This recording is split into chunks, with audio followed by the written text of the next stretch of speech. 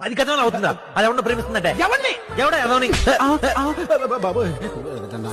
వాణ్ణి కొట్టినా తిట్టినా నేనే చేయాలి, నువ్వు కాదు. ఎటు ఉన్నా నీ నడక వస్తాగా నీ వనక దగ్గరగా రాని నువ్వు దూరమే నీ వేసే ప్రతి అడుగు ఎక్కడికో నువ్వు అడుగు నిలుచున్నా నీ వైపే చేరేనులే.